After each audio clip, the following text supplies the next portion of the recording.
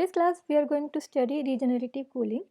As you see in adiabatic expansion, we can produce low temperature, but that low temperature is not sufficient that any gas can be liquefied at that temperature. So joule Thompson expansion में हमें कुछ reduce temperature obtain होता है, but वो इतना sufficient नहीं होता है कि हर गैस लिक्विफाई हो सके. सो उसके लिए एक रीजनरेटिव कूलिंग का कॉन्सेप्ट अडॉप्ट किया जाता है. एंड यू कैन थिंक कि अगर हम जूल थॉम्सन एक्सपेंशन में एक सर्टन प्रेशर, दो प्रेशर्स के बीच में काम कर रहे हैं, pressure P1, pressure P2. Let again go to this diagram. हम दो प्रेशर्स और टेम्परेचर्स के बीच में काम कर रहे हैं, pressure P1, pressure P2 and temperature T1 and temperature T2. If you want to produce the cooling effect, so हमें ऐसी कोई गैस लेनी होगी जिसके लिए कूलिंग इफेक्ट शो करता है, like air, nitrogen, oxygen. Initial temperature में कुछ डिक्रीज होगा than T2 is less than T1, but ये जो डिक्रीज है पॉसिबली वन साइकिल में हो सकता है इतना कम ना हो जिससे कि गैस लिक्विफाई हो जाए. अगर हमें टेम्परेचर को बहुत ज़्यादा रिड्यूस करना है, सो एज यू नो जितना ज़्यादा प्रेशर डिफरेंस होगा, जितना डिफरेंस P1 और P2 में होगा, उतना ही डिफरेंस हम T1 और T2 में कर पाएंगे. बट प्रेशर डिफरेंस मेंटेन करने के लिए, एक हाई प्रेशर और लो प्रेशर मेंटेन करने के लिए उतने ही ज़्यादा एफर्ट लगाने पड़ेंगे. सो टेम्परेचर को बहुत ज़्यादा कम करने के लिए प्रेशर डिफरेंस को बढ़ाना it is not a good idea. So अगर ये आइडिया ये नहीं हो सकता है कि हम प्रेशर को इंक्रीज़ करें और टेम्परेचर को डिक्रीज़ करें, so what we can adopt, we can do one other thing. Like if we are working, एक साइकिल में हम कहें टेम्परेचर T1 है, उससे हमें टेम्परेचर T2 ऑब्टेन हुआ. Now if we again refeed this gas at pressure P1, अगर T2 पर जो गैस हमें मिली है उसी T2 गैस पे उसी टेम्परेचर को मेंटेन रखते हुए if we refeed this gas at pressure P1, then again there will be decrease in temperature. So temperature में फिर से डिक्रीज होगा कितना, जितना कि पहले हुआ था, यानी कि delta T. So now the temperature will be T3 and that T3 is less than T2 while the pressure difference is maintaining the same. So अगर जूल थॉम्सन एक्सपेंशन में हमें साइकिल रिपीट करें, at that temperature we obtain at the final stage, तो हमें recycle करते हुए repeat and repeat करते हुए फाइनली इतना लो टेम्परेचर मिल जाएगा जिस पर कि गैस को लिक्विफाई किया जा सकता है. लेट्स सी क्या किया गया है, इसकी एक्सपेरिमेंटल अरेंजमेंट किस तरह की है, so that we can get this liquefaction of gases. शुरू यहाँ से करते हैं. देयर इज़ ए चैम्बर, यहाँ पर नोज़ल है. Nozzle is like a porous plug, जिस तरह से हमने जूल थॉम्सन एक्सपेंशन में देखा था, एक स्मॉल फाइन होल्स वाला कुछ अरेंजमेंट है फ्रॉम सिल्क और वुल, उसी तरह का नोज़ल है. यहाँ से हाई प्रेशर से लो प्रेशर रीजन में गैस का एक्सपेंशन होता है. ये अगर हाई प्रेशर रीजन है और ये अगर लो प्रेशर रीजन है, तो जैसे ही एक्सपेंशन होगा there will be some cooling. तो यहाँ पर टेम्परेचर T1 हो सकता है इस वाले पूरे बॉक्स में, चैम्बर में. सो टेम्परेचर T1 और प्रेशर P1 के साथ एक गैस आ रही है, यहाँ नोजल से एक्सपेंड होती है, और टेम्परेचर T2 और pressure P2. Temperature T2 is less then temperature T1. Possibly gas का कुल लिक्विफिकेशन नहीं होगा इस फर्स्ट साइकिल में, और जो गैस बची है वो वापस से रीफीड की जाती है, एंड रीफीड करते हुए वापस से उसका प्रेशर मेंटेन किया. वॉइस प्रॉब्लम है. एनी अदर जिसको भी वॉइस प्रॉब्लम हो रही है, किसी और को भी वॉइस प्रॉब्लम हो रही है? श्रेया प्लीज़ आप अपने उस पर देखिए, वॉइस प्रॉब्लम नहीं हो सकती है. श्रेया आप वापस से मैम अभी तो ठीक है, बीच बीच में अटकती थी. ओके. सो वो नेट इश्यूज हो सकते हैं. अभी ठीक है? Yes ma'am. ओके. सो आपने देखा यहाँ पर टेम्परेचर टेम्परेचर T2, यहाँ टेम्परेचर T2 से वापस से गैस रीफीड होती है और रीफीड एट प्रेशर P1. सो अभी इसका टेम्परेचर T2 और प्रेशर P1 है. सो वंस अगेन यहाँ पर टेम्परेचर T2 मेंटेन किया जाता है और अब जो गैस एक्सपेंड हो रही है वो प्रेशर P1 और टेम्परेचर T2 पर है। अब उतना ही जितना कि प्रेशर डिफरेंस यहाँ पर क्रिएट किया गया है उतने ही प्रेशर डिफरेंस से टेम्परेचर डिक्रीज होगा and now the temperature will be T3। सो अब T3 T2 से कम हो गया है तो पॉसिबल है कि certain amount of gas gets liquefied. पूरी की पूरी गैस हो सकता है अभी भी लिक्विफाई नहीं हो, बट एक certain amount of gas will get liquefy. और ये अमाउंट कितना है ये आप अपनी बुक से कैलकुलेट कर सकते हैं। देयर इज सम कैलकुलेशन जो कि इन एंथैल्पी पे बेस्ड है और एक छोटा सा फॉर्मूला है, you can actually look out कि किस तरह से आप उस फ्रैक्शन को कैलकुलेट कर सकते हैं, गैस का वो फ्रैक्शन जो कि लिक्विफाई हो रहा है। So at temperature T3 some amount of gas may liquefied and once again the remaining amount of gas will goes in this direction and again here will be the pressure P1 and temperature T3 and the gas will again expand through this nozzle and now the temperature is T4 which is less than T3। जो भी amount liquid का collect हुआ है वो एक दीवार flask जो कि बेसिकली परफेक्टली इंसुलेटेड ग्लास होता है फॉर द कोल्ड थिंग्स। और आई वंस अगेन रिपीट कि जितने लो टेम्परेचर पर हम काम करते हैं उसकी सराउंडिंग्स भी उसके अराउंड ही रखी जाती है। If you want to liquefy hydrogen gas then the surrounding must be at the temperature of nitrogen gas, liquid nitrogen gas. So Dewar flask एक बहुत ही लो टेम्परेचर मेंटेन करने के लिए जो कंटेनर है वहाँ पर जो लिक्विफाइड गैस हुई है उसको वाल्व के थ्रू ऑब्टेन कर लिया जाता है। So this is the basic arrangement of regenerative cooling. Any question in this? आपको समझ में आया किस तरह से हम अगेन एंड अगेन साइकिल को रिपीट करके रीजनरेटिव कूलिंग करते हैं और उससे गैसेस का लिक्विफिकेशन होता है without maintaining the high pressure difference. Gas का लिक्विफिकेशन जूल थॉमसन एक्सपेंशन में भी हो सकता है बट उसके लिए हमें एक हाई प्रेशर डिफरेंस मेंटेन करना पड़ेगा जो कि रीजनरेटिव कूलिंग में अडॉप्ट नहीं करना होगा। Any question you can write in the chat box or you can ask, or if we can move to for the next topic you can say yes.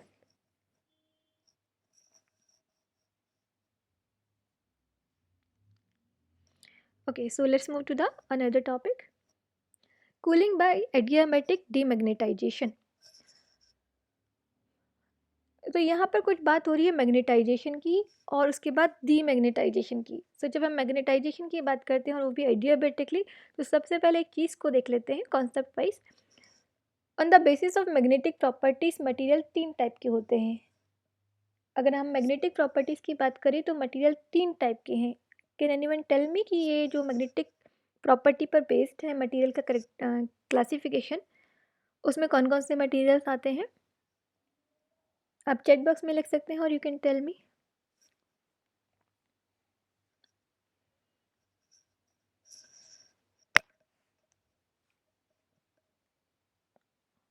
Electricity conduction based जो है material का classification कुछ इस तरह से है, insulator, conductor और semiconductor. Similarly magnetic properties पर बेस्ड मटेरियल को कैटेगराइज किया जाता है, वो कौन कौन से टाइप हैं?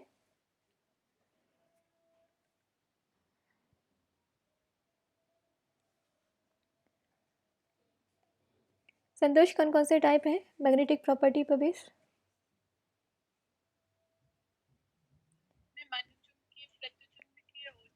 बिल्कुल सही। सो अनुचुंबकीय पैरामैग्नेटिक, प्रतिचुंबकीय डायामैग्नेटिक एंड लोह चुंबकीय फेरोमैग्नेटिक। सो हम कह सकते हैं पैरामैग्नेटिक, डायामैग्नेटिक, पैरामैग्नेटिक अनुचुंबकीय, डायामैग्नेटिक प्रतिचुंबकीय, फेरोमैग्नेटिक लोह चुंबकीय। और इनका चुंबकीय गुण कहाँ से आता है? किसी को कोई आइडिया है ये चुंबकीय गुण कहाँ से आता है?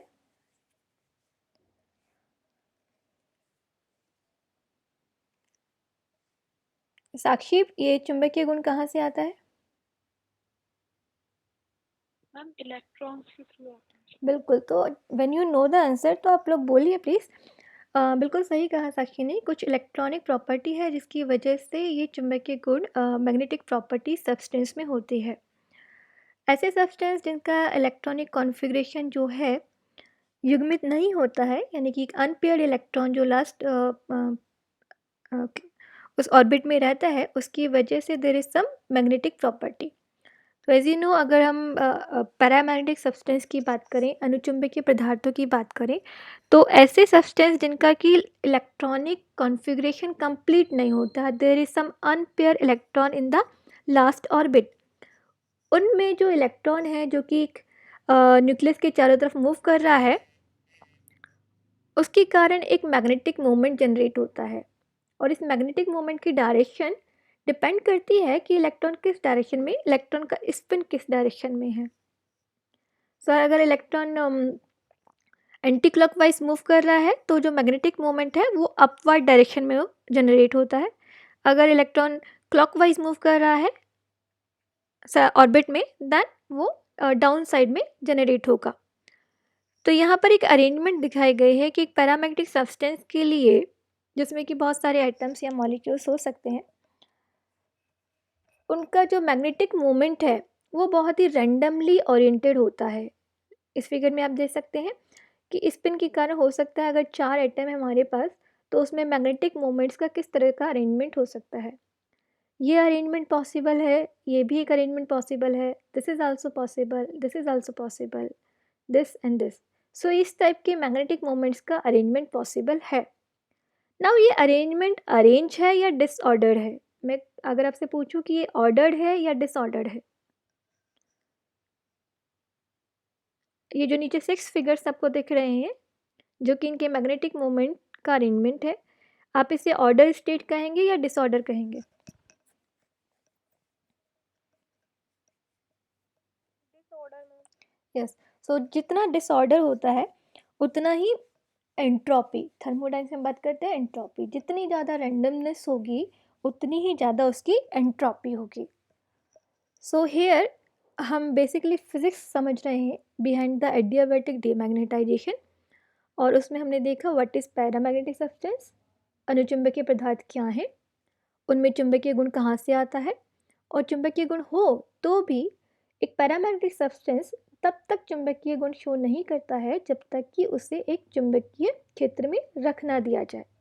So we have to keep this paramagnetic substance in a magnetic field, तभी उसमें मैग्नेटिक प्रॉपर्टी शो होंगी। जब तक उसे मैग्नेटिक फील्ड में नहीं रखा जाता, तो ऑल्दो इंडिविजुअल एटम्स और molecule have some magnetic moment, but इनका जो मैग्नेटिक मोमेंट है वो रैंडमली ओरिएंटेड है। सो इस रैंडमली ओरिएंटेशन के कारण, यानी कि magnetic moment B is equal to 0, अगर मैं टेम्परेचर वर्सेस एंट्रोपी के बीच में एक प्लॉट करती हूँ तो मुझे 2 प्लॉट मिलते हैं। एक प्लॉट मैग्नेटिक फील्ड इज 0, बिना किसी मैग्नेटिक फील्ड के, जो उसके एंट्रोपी और टेम्परेचर का रिलेशन है। Can you see at B is equal to 0, हमने कोई भी मैग्नेटिक फील्ड नहीं लगाया है, तब उसका टेम्परेचर और एंट्रोपी का रिलेशन कुछ इस तरह का है। सी ग्राफ का क्या मतलब हुआ, एक सर्टेन टेम्परेचर पर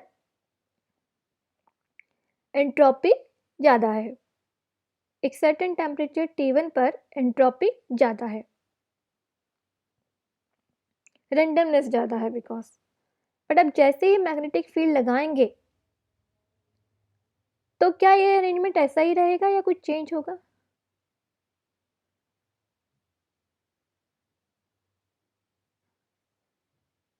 आपकी क्लास में अगर टीचर ना हो तो स्टूडेंट रेंडमली बैठ सकते हैं, कोई आगे बेंच पे बैठ सकता है, कोई पीछे बैठ सकता है, कोई क्लास में बिल्कुल पीछे जा सकता है।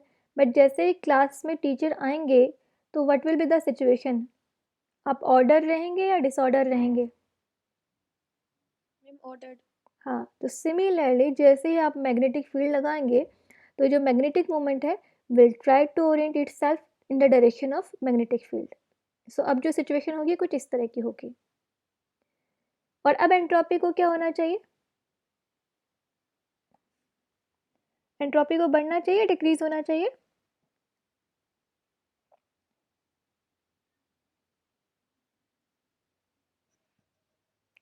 ऑर्डर स्टेट में एंट्रोपी इंक्रीज होगी डिक्रीज होगी? Santosh? Decrease. Decrease, right. So अब जो हमारा ग्राफ है एंट्रोपी वर्सेस टेम्परेचर का, उसमें अगर प्लॉट को देखें, यहाँ पर कोई न्यूमेरिकल वैल्यू ली गई है और एक किसी पर्टिकुलर पैरामेट्रिक साल्ट का ग्राफ है बिटवीन टेम्परेचर एंड एंट्रोपी। अगर B is equal to 15 kilo gauss है तो उसके लिए देखिए, सिमिलर टेम्परेचर पर अगर हमने मैग्नेटिक फील्ड नहीं लगाया है तब तो एंट्रोपी ये है, और जैसे ही हम मैग्नेटिक फील्ड लगाते हैं high magnetic field, then entropy goes down. यानी कि जो magnetic moment है, they try to orient themselves in the direction of magnetic field, and because of that now the substance is order, magnetic moment substance का order state में है और उसकी वजह से एंट्रोपी डिक्रीज हो गई है। गेटिंग? हमने मैग्नेटिक मोमेंट पहले ज़ीरो रखा और जैसे ही मैग्नेटिक मोमेंट लगाया तो एंट्रोपी डिक्रीज हो गई। अब अगर मैं एक एडियाबैटिक प्रोसेस करूं, यानी कि बिना सिस्टम को हीट दिए या हीट लिए सिस्टम को डिसऑर्डर करने की कोशिश करो। डिसऑर्डर करने का मतलब हुआ, अभी यहाँ पर मैग्नेटिक फील्ड हमने बी लगाया हुआ है, अगर मैं इस मैग्नेटिक फील्ड को हटा लूँगी तो सिस्टम वापस से क्या करेगा, अपनी पहले वाली स्थिति में आने की कोशिश करेगा, राइट? अगर हमने मैग्नेटिक फील्ड को यहाँ से हटा लिया B is equal to 15 kilo Gauss को, then once again the magnetic moment of individual atoms or molecule will try to arrange themselves in the very random state.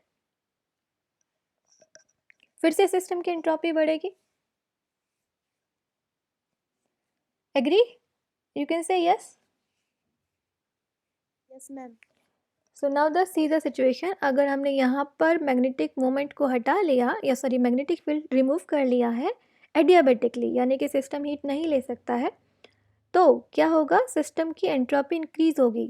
अब वापस से रीअरेंज होने के लिए या डिसऑर्डर होने के लिए सिस्टम एनर्जी बाहर से नहीं ले सकता है, कुछ भी कार्य करने के लिए इट रिक्वायर्ड सम एनर्जी, क्योंकि प्रोसेस एडियाबैटिक है तो बाहर से एनर्जी नहीं ली जा सकती है। सो सिस्टम क्या करेगा, इंटरनली एनर्जी को यूज़ करेगा for this randomness to increase the entropy, sorry to get in the disorder state. So इस डिसऑर्डर स्टेट में जाने के लिए सिस्टम क्योंकि अपनी इंटरनल एनर्जी को यूज़ कर रहा है, so there is some change in the temperature. और एज यू नो किसी भी प्रोसेस में जब इंटरनल एनर्जी यूज़ हो रही है तो सिस्टम का टेम्परेचर क्या हो जाता है, डिक्रीज हो जाता है। So here also at constant entropy, यानी कि एडियाबैटिक प्रोसेस है, delta S is equal to 0, यानी कि कांस्टेंट है, एडियाबैटिक प्रोसेस है, एंट्रोपी कांस्टेंट। कांस्टेंट एंट्रोपी पर अगर हम मैग्नेटिक फील्ड हटा लेंगे तो ये जो टेम्परेचर चेंज है you can actually visualise. So initially temperature T1 था जिस पर हमने मैग्नेटिक फील्ड B लगाया, और मैग्नेटिक फील्ड B को जैसे ही हम एडियाबैटिकली रिमूव कर लेते हैं तो सिस्टम का जो टेम्परेचर है वो डिक्रीज हो जाता है। So this is the change we observe in adiabatic demagnetisation.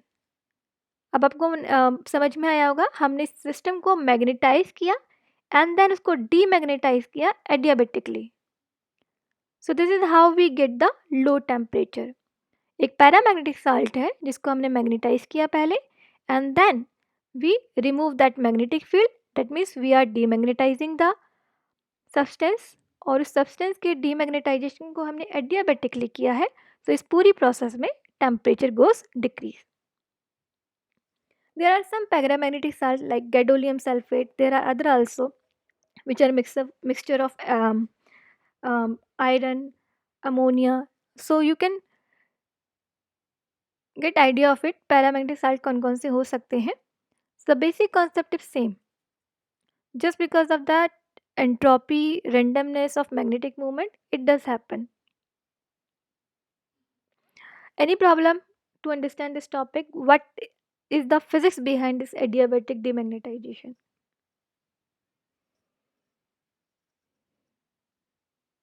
You can say yes or you can ask your question. One more thing. जो टेम्परेचर है हम एडियाबैटिक डीमैग्नेटाइजेशन से अबाउट 10⁻³ केल्विन के ऑर्डर का ऑब्टेन कर सकते हैं। ये जो कॉन्सेप्ट है डिबाय एंड गियागू ने दिया था और इससे जो टेम्परेचर है अबाउट 10⁻³ टेम्परेचर अडॉप्ट कर सकते हैं। 1926 की बात है।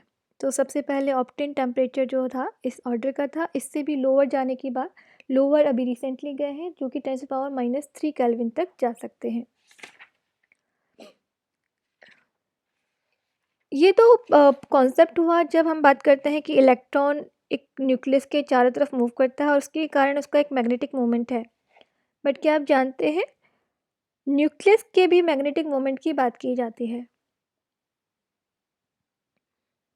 एनीवन हैव दिस आइडिया कि न्यूक्लियस के मैग्नेटिक मोमेंट की भी बात की जाती है। जिस तरह से इलेक्ट्रॉन न्यूक्लियस के चारों तरफ मूव करते हैं, सिमिलरली प्रोटॉन की मोशन से there is some magnetic moment in the nucleus. Anyone has any idea of this?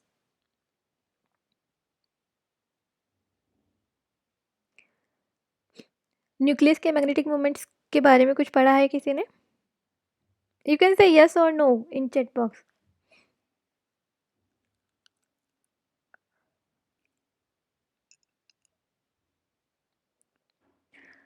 Okay so ये हो सकता है आप लोगों के लिए नया कॉन्सेप्ट हो, तो थिंक अबाउट इट। हमने एक एटम की बात की, एटम में इलेक्ट्रॉन मूव कर रहा है और इलेक्ट्रॉन एक न्यूक्लियस के चारों तरफ मूव कर रहा है, उससे एक मैग्नेटिक मोमेंट जनरेट हो रहा है। उसको यूज़ करके 10⁻³ केल्विन के ऑर्डर का टेम्परेचर डिफरेंस क्रिएट किया जा सकता है, इतना लोअर टेम्परेचर तक जा सकते हैं। सिमिलरली न्यूक्लियस के मैग्नेटिक मोमेंट को यूज़ करके 10⁻⁶ केल्विन के ऑर्डर का जो डिक्रीज इन टेम्परेचर है वो ऑब्टेन किया जा सकता है। एंड रिमेंबर जितना लोअर टेम्परेचर होगा उसकी सराउंडिंग्स उसी के ऑर्डर की होगी। ऐसा पॉसिबल नहीं होगा कि आप एडियाबैटिक डीमैग्नेटाइजेशन कर रहे हैं और 10⁻³ केल्विन चाहते हैं और सराउंडिंग्स हो रूम टेम्परेचर की। So we have to keep this in notice. So now the physics of this adiabatic demagnetization is clear to you. Now let's move to the experimental part of this particular method of cooling. Cooling का ये भी एक method है और इसमें क्या क्या चीज़ें हो सकती हैं। जैसा कि फिजिक्स से ही पता चला कि हमारे पास एक पैरामैग्नेटिक साल्ट होना चाहिए, तो सबसे इम्पॉर्टेंट एक paramagnetic salt. So this is paramagnetic specimen, you can see in the figure, and which is kept in a vacuum. So here is a valve to produce the vacuum, and this paramagnetic salt will produce a temperature of 10⁻³ Kelvin. अब इतने कम temperature को produce करने के लिए जो उसकी surroundings हैं उसको भी हमें उसी ऑर्डर के टेम्परेचर पर रखना पड़ेगा। So there are some other arrangement. ये डीवार फ्लास्क है और डीवार फ्लास्क में और अरेंजमेंट है। Here you can fill the liquid liquid helium. एक अरेंजमेंट ये है और दूसरी अरेंजमेंट ये है। यहाँ पर लिक्विड हीलियम जिसका टेम्परेचर बहुत कम है उसको फिल किया जा सकता है, और यहाँ पर हाइड्रोजन जिसका temperature about 20 kelvin and there is 4 kelvin. So temperature जो सराउंडिंग्स हैं उनको लोअर करने के लिए helium and hydrogen, and this whole arrangement is kept in a magnetic field, high magnetic field, north and south.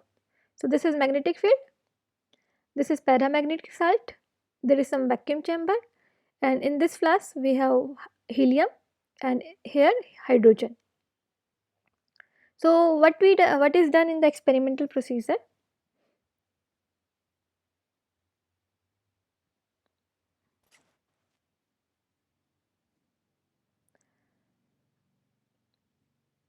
सबसे पहले paramagnetic salt को magnetic field में रखा जाता है. सो जैसे ही मैग्नेटिक फील्ड लगाएंगे paramagnetic salt will get magnetise. इसमें हीट जनरेट होगी या कूलिंग जनरेट होगी? जैसे हम सिस्टम को मैग्नेटाइज करेंगे क्या कुछ हीटिंग या कूलिंग होगी? व्हाट यू से और व्हाट यू थिंक? जैसे हम एक पैरामैग्नेटिक साल्ट को मैग्नेटिक फील्ड में रखते हैं क्या कोई हीटिंग या कूलिंग जनरेट होगी?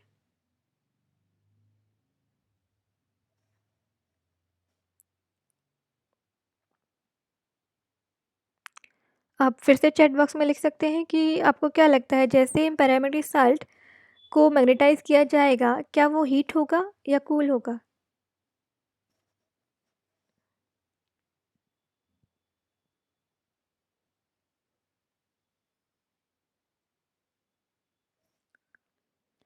इन this process paramagnetic salt will get some heat, उसकी जो हीटिंग है वो पॉसिबल होगी, जो टेम्परेचर राइट ज्योति, सही कहा आपने, इसकी हीटिंग होगी।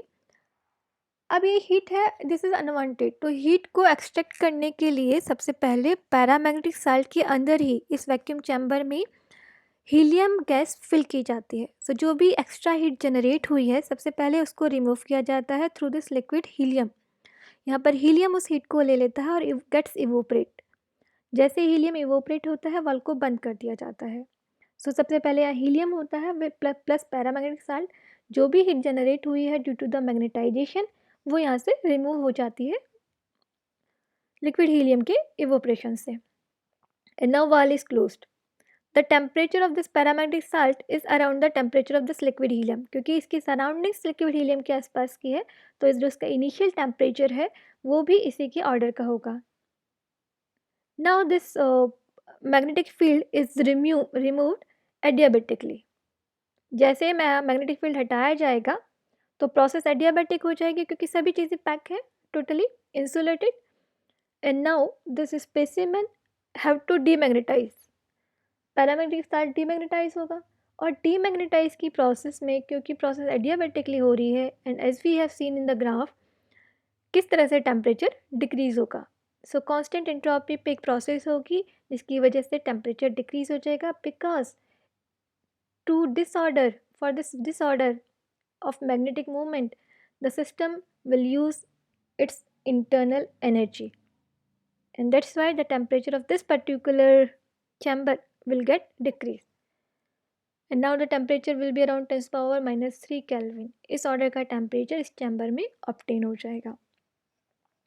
Any doubt in the experimental procedure?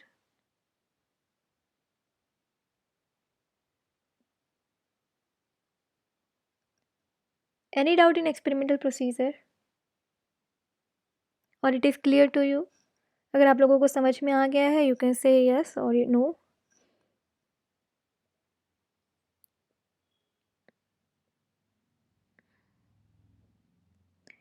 Right in chat box अगर ये समझ में आ गया है, so we can move for the next topic. Yes, so now we are moving to the mathematics of this. अभी हम लोगों ने क्या कर लिया है, हम लोगों ने इसकी फिजिक्स समझ ली है और फिजिक्स के बाद इसका एक्सपेरिमेंटल प्रोसीजर भी समझ लिया है कि किस तरह से एडियाबैटिक डीमैग्नेटाइजेशन होता है एक्सपेरिमेंटली। अभी हम मैथमेटिकली जानना चाहेंगे कि कितना टेम्परेचर डिक्रीज होगा या हम टेम्परेचर को कैसे कैलकुलेट कर पाएंगे if we know the other parameters of this experimental procedure. So अभी इसी को देख लेते हैं क्विकली, बहुत ज़्यादा मैथमेटिक्स नहीं है। जब हम बात करते थे एंथैल्पी, हेल्महोल्ट्ज़ फ्री एनर्जी और Gibbs free energy, unit first में जब हमने इन सब की बातें की, at that time I told you that this Helmholtz free energy is the energy which is free to do some mechanical work. F की जब भी हमने बात की होगी तो कहा होगा कि ये जो हेल्महोल्ट्ज़ फ्री एनर्जी है ये वो एनर्जी है जो किसी मैकेनिकल वर्क को, यानी कि वॉल्यूम में चेंज होने के कारण जो वर्क किया जाता है उसके बराबर होती है। जब भी हमने गिब्स फ्री एनर्जी की बात की थी तो ये कहा गया था कि ये वो एनर्जी है जो कि फ्री है to do some work other than mechanical, यानी कि PdV इस वर्क के लिए जो एनर्जी है वो तो हेल्महोल्ट्ज़ फ्री एनर्जी है। बट अगर कोई काम सिस्टम में मैकेनिकल नहीं हो रहा है, यानी वॉल्यूम के इंक्रीमेंट के अलावा भी कोई किसी तरह का वर्क हो रहा है, then that work is just because of the Gibbs free energy. तो हेयर सिस्टम में हमने देखा कि एक मैग्नेटिक वर्क हो रहा है क्योंकि सिस्टम मैग्नेटाइज हो रहा है, तो जब हम मैग्नेटिक फील्ड में रखते हैं तो there is some magnetic work done on the paramagnetic salt which we can say dW is equal to BdM। B is magnetic field जो कि प्लेस किया गया है and M is the magnetisation. Can I ask you what is magnetisation और you can read yourself? अगर आप लोग भूल गए हो तो अपना फर्स्ट ईयर का सिलेबस याद कीजिएगा, जो अपने इलेक्ट्रिसिटी एंड मैग्नेटिक बुक पढ़ी है, उसमें मैग्नेटाइजेशन क्या होता है, वो किस तरह से रिलेट होता है। But you know this is BDM, ये टर्म आपने पढ़ी होगी, and it is actually equal to the work. So system को मैग्नेटाइज किया जा रहा है, और उस मैग्नेटाइजेशन के लिए कारण जो वर्क हो रहा है उसको हम कंसिडर कर सकते हैं BDM. B is magnetic field and M is the magnetization, which actually depend on the property of paramagnetic salt. अगर ये सिस्टम द्वारा किया गया है, या सॉरी ये मैग्नेटिक फील्ड के द्वारा किया गया वर्क है ना, इसी वर्क को हम क्या कर रहे हैं, रिमूव कर रहे हैं। जब हम मैग्नेटिक फील्ड हटा देते हैं तो इतना ही वर्क कौन करेगा, इतना ही वर्क सिस्टम करेगा। सो the work done by the substance, ये वर्क तो मैग्नेटिक फील्ड के द्वारा किया गया सब्सटेंस पर, बट जैसे ही हम सिस्टम को डीमैग्नेटाइज करते हैं तो similar amount of work will be done by the system. तो अब सब्सटेंस के द्वारा कार्य किया जा रहा है तो कितना होगा, equal and opposite. So the work is -BDM। अब फर्स्ट लॉ ऑफ थर्मोडायनेमिक्स से हम जानते हैं कि delta Q is equal to DU plus DW। Process is adiabatic, so dq is 0. So here dw is equal to, here must be some changes, here is should be du.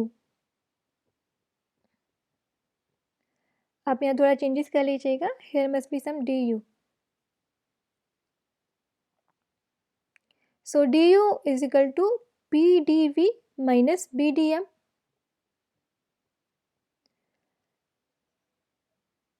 Delta Q is equal to 0, du is equal to, क्योंकि यहाँ पर हमने कहा एक work हो सकता है, possibly हो सकता है कि कुछ मैकेनिकल वर्क हो रहा है या नहीं हो रहा है, हम उसको बाद में देखेंगे, but this equation is du is equal to PdV minus BDM. Now no mechanical work, let's say कि जो डीमैग्नेटाइजेशन हुआ उसमें सब्सटेंस के वॉल्यूम में किसी भी तरह का कोई चेंज नहीं हो रहा है। सो अगर वॉल्यूम में चेंज नहीं हो रहा है, यानी कि कोई मैकेनिकल वर्क नहीं हो रहा है, then we can say dV is equal to 0.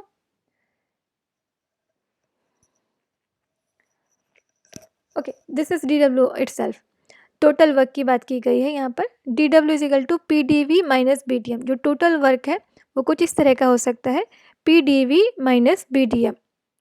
Now there is no change in the volume, so dW is equal to minus BDM. So now work is only magnetic work, and magnetic work is equal to minus BDM.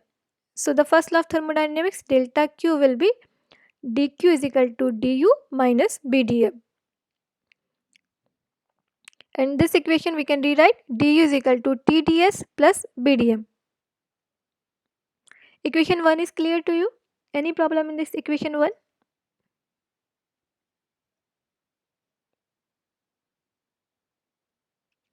Equation 1 में कोई problem हुई? Okay, now यहाँ से कुछ एक analogy है जो कि मैक्सवेल रिलेशन से हम ऑब्टेन करते हैं। मैक्सवेल रिलेशन में हम देखते हैं, अगर डी की बात की जाए, चेंज इन इंटरनल एनर्जी की बात की जाए, तो हम प्रीवियसली थर्मोडायनेमिक्स में जानते हैं कि डी क्या होता है, D is equal to TdS minus PdV। एक इक्वेशन 1 ये वाली है जिसमें हमने कहा D is equal to TdS plus BDM, जहाँ पर कोई मैकेनिकल वर्क नहीं हो रहा है। बट अगर कोई मैकेनिकल वर्क होता है, एक सिस्टम जिसमें कि मैकेनिकल वर्क होता है, उसके लिए इंटरनल एनर्जी है du is equal to TdS minus PdV. Now by comparing equation 2 and 3, equation 2 और 3 को कंपेयर करें, दिस एंड दिस, तो एक एनालॉगी हम यहाँ पर ले सकते हैं, that we can replace P from minus P and V from minus V to M. Is it clear? हम क्या कर रहे हैं, हमारे पास जो नोन इक्वेशन है du की, उसका और ये जो रिसेंटली इक्वेशन हमारे पास आई है, उन दोनों को एक दूसरे से कंपेयर करें, तो यहाँ पर B की जगह पर क्या हो सकता है, या मैं कहूँ P की जगह पर क्या हो सकता है, माइनस P, और V की जगह पर क्या हो सकता है, M. So we can say P is analogous to the minus B and V is analog to the M. Maxwell third relation, आप जानते हैं delta T delta P at constant entropy S is equal to du dV delta S at constant pressure P। इस Maxwell relation में हमें क्या करना है, P की जगह पर पुट कर देना है माइनस P और V की जगह पर पुट कर देंगे हम M। सो अगर P की जगह पर माइनस B और V की जगह पर M पुट किया जाए तो एक नई इक्वेशन मिलती है हमें, और वह नई इक्वेशन किस में है, delta T delta B eight constant entropy S C, P की जगह पर मैंने रखा B और V के प्लेस पर हम पुट कर रहे हैं M। So we get minus T delta M delta Q at constant B। ना सीधा लेफ्ट हैंड साइड, यही तो वो चीज़ है जिसको हम जानना चाहते हैं। सी क्या बता रहा है, delta T upon delta B जो पैरामीटर है वो यही तो है। हम मैग्नेटिक फील्ड में चेंज कर रहे हैं और मैग्नेटिक फील्ड में चेंज होने से जो कि कांस्टेंट एंट्रोपी पर हो रहा है, मैग्नेटिक फील्ड में चेंज हो रहा है और उस मैग्नेटिक फील्ड में चेंज के कारण टेम्परेचर में कितना चेंज होगा। तो if we know the right hand side of this equation we will actually get how much change we have done because of the change in the magnetic field। Magnetic field में परिवर्तन के कारण कितना परिवर्तन temperature में, तापमान में आया है, उसको हम यहाँ से जान लेंगे अगर हम इक्वेशन की राइट हैंड साइड को जानते हैं तो। अब हमें राइट हैंड साइड को ही सॉल्व करना है।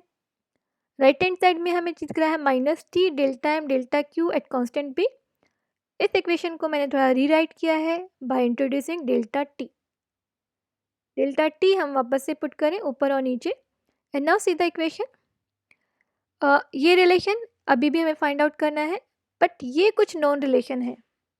Delta T delta Q at constant B, delta T delta Q at constant B को हम कुछ इस तरह से भी लिख सकते हैं, delta Q delta T at constant B, constant magnetic field पर delta Q upon delta T।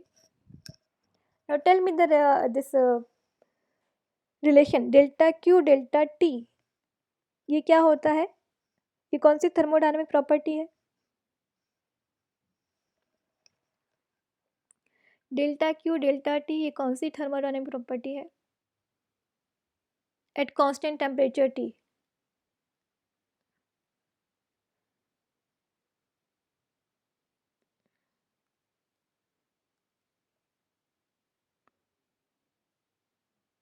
Ma'am समझ ही नहीं आया। कहाँ से,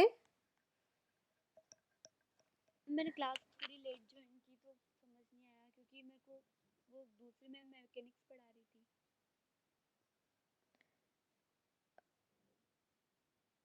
अर्पिता जैन, आप कौन से ईयर के स्टूडेंट हैं।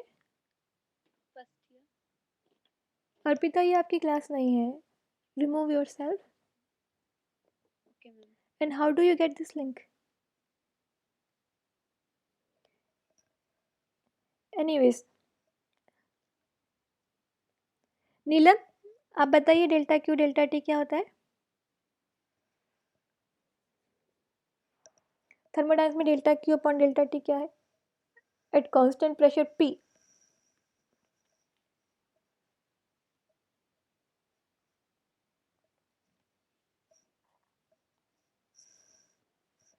You can write in the chat box।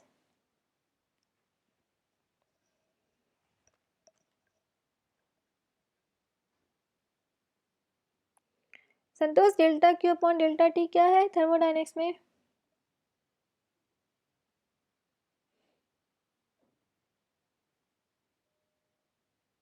Entropy.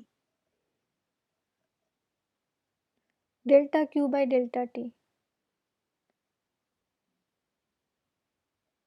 Shreya ठीक है बात, एंट्रोपी है delta Q upon delta T।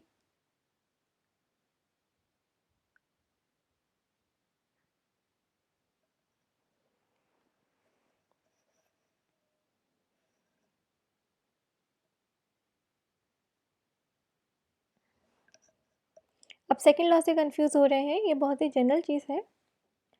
साक्षी क्या है delta Q delta T at constant pressure P। अगर मैं इस रिलेशन को लिखूँ delta Q delta T at constant pressure P, so ये आपकी कोई जानी पहचानी क्वांटिटी है?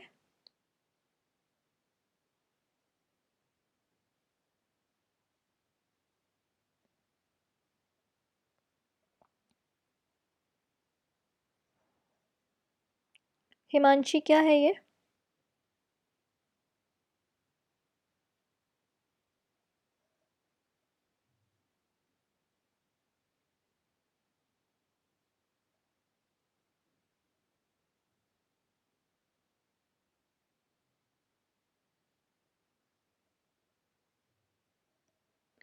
Okay, delta Q delta T at constant temperature T, अगर यहाँ पर पी लगा होता तो हम कहते this is specific heat at constant pressure P.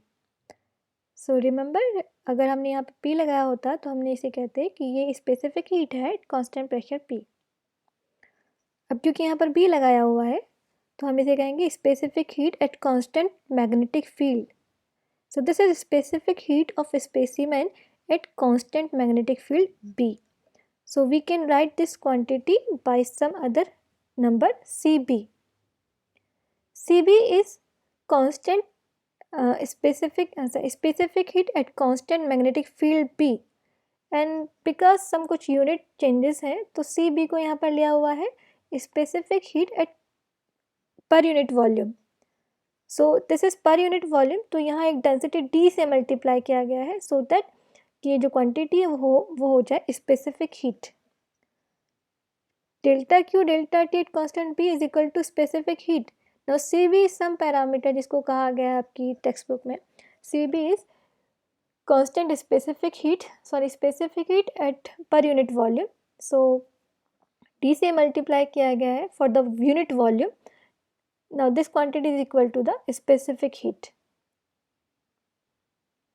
Now delta Q delta T हमें मिल गया है. We can put this is equal to dCb. Now right hand side में देखिए minus t delta m delta t at constant magnetic field B. Because it is a paramagnetic salt, तो paramagnetic salt पर Curie's law applicable होता है. And what is Curie's law? Magnetization is proportional to the intensity of magnetic field, यानी कि m is proportional to h. So m is equal to chi h, and from here we can say chi is equal to m upon h, and h is equal to p upon mu 0. So we can say this is chi is equal to c by t. This is Curie's law. Chi is proportional to 1 upon t, और 1 upon t, और यहाँ से हम chi की value लिख सकते हैं by using this concept. और chi की वैल्यू हमने जैसे पुट करी तो ये आ जाएगा chi is equal to mu 0 m upon b.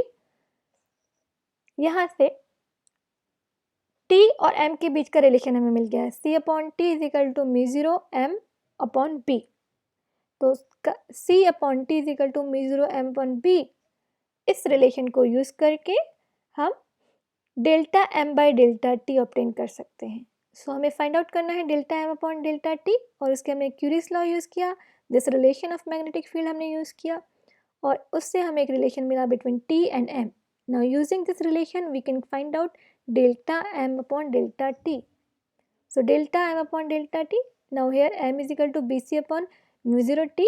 Delta m upon delta t will be minus bc upon mu 0 t square. नाउ ये क्वांटिटी जो हमारे पास आई है उसको हम पुट कर देते हैं इक्वेशन 4 में, जो कि ये है. नाउ इक्वेशन 4 में जैसे ही हम पुट करेंगे we will get t upon D C B B C mu 0 T square. Now you are enough intelligent in the mathematics, so आप इसको इंटीग्रेट कर सकते हैं. और इंटीग्रेशन के लिए लिमिट क्या होगी? Temperature, initial temperature T1. Initial temperature जब T1 है तो मैग्नेटिक फील्ड B है, और मैग्नेटिक फील्ड B को हमने क्या किया है? रिमूव किया है, यानी कि उसको ज़ीरो कर दिया है. सो मैग्नेटिक फील्ड में चेंज B से लेकर 0 तक हो रहा है, और temperature, initial temperature T1 and final temperature T2. If you integrate this quantity you can find this relation. So the final temperature will be T2 is equal to T1 1 minus A upon CB bracket B upon T1, that whole square, and this whole quantity is in a square root. So if you know for any parameter the value of A, CB, B, T1, then you can actually calculate the the temperature obtained in the this adiabatic demagnetization. I hope जो equation के बीच बीच की जो mathematics है जो यहाँ पर नहीं show की गई है वो आप एक्चुअली कैलकुलेट कर सकते हैं some mathematics tools. And now there is a question for you. You can actually write down it, or I will send a screenshot of this particular question in your WhatsApp group.